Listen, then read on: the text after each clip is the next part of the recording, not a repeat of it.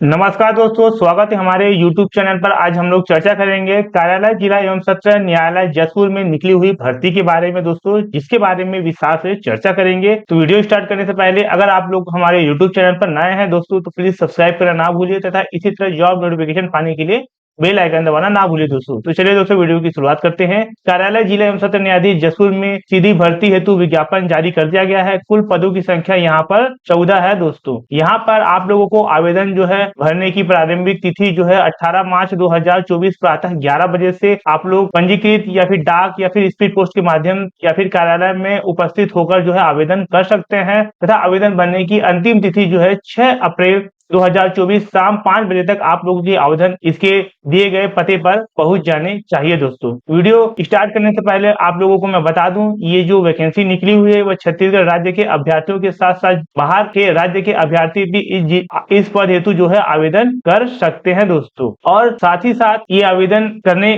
के लिए किसी प्रकार का कोई परीक्षा शुल्क जो है नहीं लिया जा रहा है, ना किसी प्रकार से कोई फीस ली जा रही है दोस्तों। तो चलिए दोस्तों आगे बढ़ते हैं। इसी क्रम में रिक्त पदों का विवरण जान लेते हैं। यहाँ पर पॉइंट नंबर 1 देखते हैं। आकस्मिकता निधि से वेतन प्राप्त करने वाले कर्मचारी। चौकीदार के लिए 4 पोस्ट है, वाटरमैन के लिए 5 पोस्ट है, स्वीपर के लिए जो है 4 पोस्ट है। कुल पद यहाँ पर 14 है। इनका जो सैलरी होगा 10,100 रुपए एक मुश्त दिया जाएगा दोस्तों। यहाँ पर इनके टोटल पदों की संख्या है 14 बता दिया गया हुआ है। यहाँ पर अनुसूचित जाति के लिए मुक्त के लिए 1 पोस्ट है दोस्तों। यहाँ पर अनुसूचित जनजाति के लिए जो है 5 पोस्ट है। उसमें से 2 पोस्ट जो है महिलाओं के लिए है, 1 पोस्ट भूतपूर्व सैनिकों के लिए है, 1 पोस्ट दिव्यांग जनों के लिए है दोस्तों। अन्य पिछड़ा वर्ग के मुक्त कैंडिडेट के लिए जो है 2 पोस्ट है तथा आरक्षित पद के लिए मुक्त के लिए यहाँ पर जो है 2 पोस्ट है दोस्तों। तो कुल इस तरह 14 पदों पर यह भर्ती विज्ञापन जारी किया गया है। आइए दोस्तों आगे बढ़ते हैं। इसके शैक्षणिक योग्यता की अगर हम लोग बात करेंगे तो किसी भी मान्यता प्राप्त बोर्ड से न्यूनतम कक्षा 5वीं की परीक्षा उत्तीर्ण होना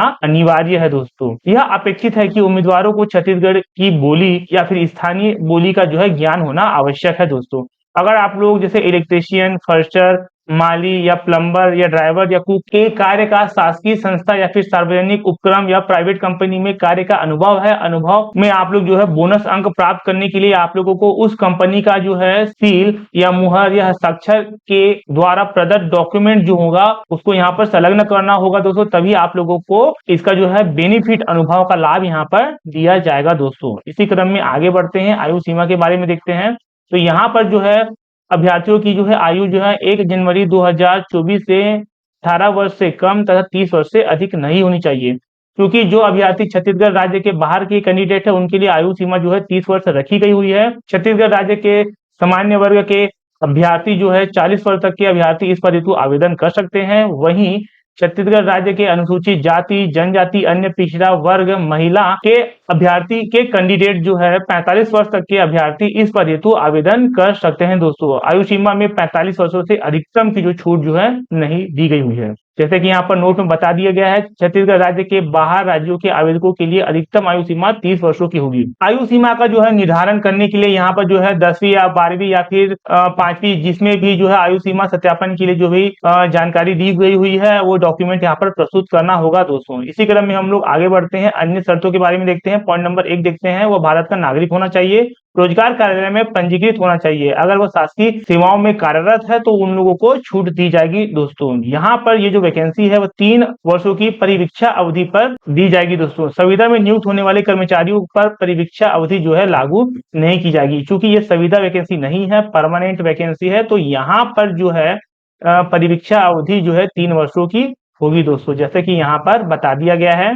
पॉइंट नंबर 5 देखते हैं। चयनित उम्मीदवारों द्वारा प्रस्तुत शैक्षणिक योग्यता, जाति, निवासी प्रमाण पत्र असत्य पाए जाने की दशा में चयनित उम्मीदवारों को सूचना दिए बिना उनकी सेवा समाप्त किया जा सकता है। साथ ही साथ जो है दंडात्मक कार्रवाई भी की जा सकती है दोस्तों। यहाँ पर आगे बढ़ते हैं पॉइंट नंबर 7 की तरफ। आवेदन करने की तिथि में समस्त आवश्यक जो प्रमाण पत्र है जीवित या फिर वैध होना अनिवार्य है दोस्तों। तो आवेदन भरने से पहले आप लोग जो है आपके पास कौन कौन से डॉक्यूमेंट है या नहीं है आप लोग अच्छे से चेक कर लीजिएगा दोस्तों। यहाँ पर पॉइंट नंबर 10 बताया गया है कि कोई भी अभ्यर्थी जिसे किसी अपराध का सिद्ध दोष ठहराया गया हो वह नियुक्ति का पात्र नहीं होगा दोस्तों। यहाँ पर आवेदन पत्र प्रस्तुत करने की प्रक्रिया के बारे में जान लेते हैं।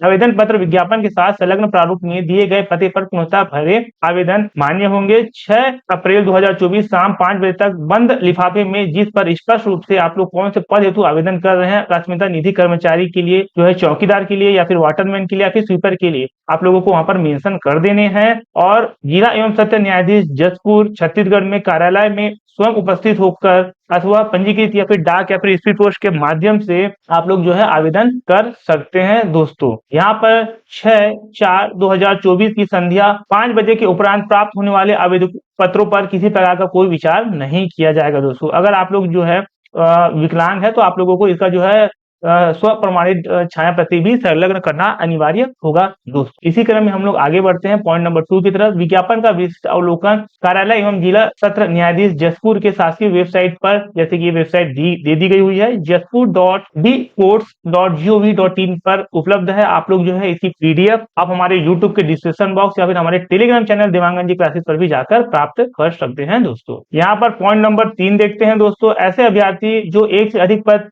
हेतु आवेदन करना चाहते हैं, उन्हें प्रत्येक पद हेतु जो है पृथक पृथक आवेदन प्रस्तुत करना होगा तथा लिफाफे के ऊपर आप लोग कौन से पद हेतु आवेदन कर रहे हैं उसका नाम जो है स्पष्ट रूप से लिखा होना चाहिए। अकस्मिता निधि से वेतन प्राप्त करने वाले पद के लिए किस पद के लिए आवेदन कर रहे हैं, जैसे कि वाटरमैन या फिर चौकीदार या फिर स्वीपर को आप लोग कौन से पोस्ट के लिए अप्लाई कर रहे हैं, उसे यहाँ पर स्पष्ट रूप से मेंशन करना होगा दोस्तों।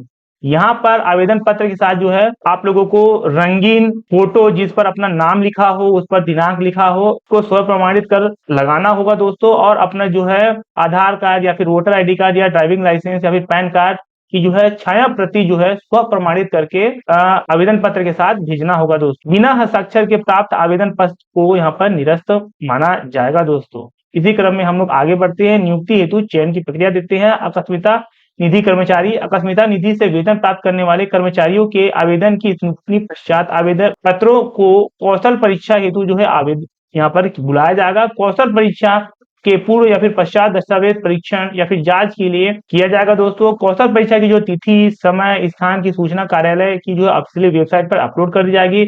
यहाँ पर किसी प्रकार का कोई भी एक्नॉलेजमेंट या फिर पत्र व्यवहार का पता आप लोगों के घर में नहीं भेजा जाएगा। वेबसाइट जो है समय समय पर चेक करते रहना चाहिए दोस्तों। चयन सूची एवं प्रतीक्षा सूची, कौशल परीक्षा में प्राप्त अंकों के आधार पर यहाँ पर मेरिट सूची जारी की जाएगी, जिनमें से अधिकतम अंक प्राप्त करने वाले अभ्यर्थियों की चयन सूची यहाँ पर जारी की जाएगी। अगर दो कैंडिडेट जिनका नंबर जो है समान है तो यहाँ पर उनकी जन्म तिथि को आधार बनाया जाएगा दोस्तों। यहाँ पर जो है वेटिंग लिस्ट भी जारी की जाएगी जो 1 वर्षों तक जो है प्रभावी होगी दोस्तों। यहाँ पर आप लोगों के चयन होने के बाद जो है चिकित्सा बोर्ड से मेडिकल फिटनेस प्रमाण पत्र भी लिया जाएगा दोस्तों। मैं कुछ महत्वपूर्ण निर्देश यहाँ पर देख लेते हैं। चयनित उम्मीदवार को कार्यभार ग्रहण करते समय समस्त प्रमाण पत्रों की मूल प्रति प्रस्तुत करना अनिवार्य होगा दोस्तों। मेडिकल सर्टिफिकेट यहाँ पर बनाना पड़ेगा। आप लोगों को पुलिस वेरिफिकेशन भी करवाना पड़ेगा दोस्तों। इसी क्रम में हम लोग आगे बढ़ते हैं। पॉइंट नंबर 9 देखते हैं। आवेदक जिला न्यायालय की वेबसाइट jaspoor.dcourts.gov.in से प्रवेश पत्र डाउनलोड कर परीक्षा हेतु उपस्थित होंगे। पृथक से कोई प्रवेश पत्र कार्यालय द्वारा जारी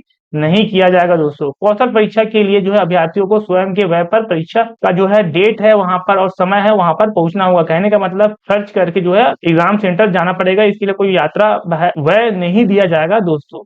इसी क्रम में आगे बढ़ते हैं दोस्तों। ये आवेदन पत्र का प्रारूप है, बहुत ही सिंपल है। अकस्मिता निधि कर्मचारी के पद हेतु यहाँ पर आप लोगों को फोटो लगा देने हैं, साथ ही क्रॉस सिग्नेचर कर देने हैं दोस्तों। आवेदक पद का नाम लिखना है, अंग्रेजी में लिखना है। यहाँ पर आप लोगों को ईसाई पता लिख दिएगा, जन्म तिथि लिखिएगा, आवेदक का मोबाइल नंबर लिखिएगा और जो यहाँ पर पॉइंट नंबर 8 में बोलता है छत्तीसगढ़ का निवासी है कि नहीं, ये सभी जानकारी आप लोगों को फुलफिल कर लेनी है। रोजगार कार्यालय का पंजीयन, रोजगार कार्यालय का नाम लिखना है, शैक्षणिक योग्यता आप लोगों को फुलफिल कर लेनी है। ये जो डॉक्यूमेंट है 5वीं या फिर 8वीं 10वीं या फिर 12वीं के अन्य योग्यता, छत्तीसगढ़ राज्य का मूल निवासी, स्थानीय जाति प्रमाण पत्र, विकलांगता अगर है तो वाला प्रमाण पत्र, रोजगार पंजीयन, भूतपूर्व सैनिक प्रमाण पत्र अगर है तो पहचान पत्र दस्तावेज, इन सभी को स्व प्रमाणित करके इसके दिए गए पते पर 6 अप्रैल 2024 शाम 5 बजे तक पहुंच जाने चाहिए दोस्तों। इसके बाद पहुंचे गए आवेदन पर किसी प्रकार का कोई विचार नहीं किया जाएगा। ये जो है इसका प्रवेश पत्र है की जरूरत अभी फिलहाल नहीं है दोस्तों। आशा करता हूं दोस्तों ये वीडियो आप लोगों को समझ आया होगा। इसकी जो पीडीएफ है आप हमारे यूट्यूब के डिस्क्रिप्शन बॉक्स और हमारे टेलीग्राम चैनल देवांगन जी क्लासेस पर भी जाकर प्राप्त कर सकते हैं। बहुत जल्द मैं आवेदन किस प्रकार से भरना है एक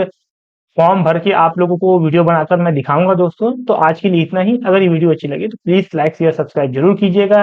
इसी तरह बने रहिए हमारे यूट्यूब चैनल पर। धन्यवाद दोस्तों।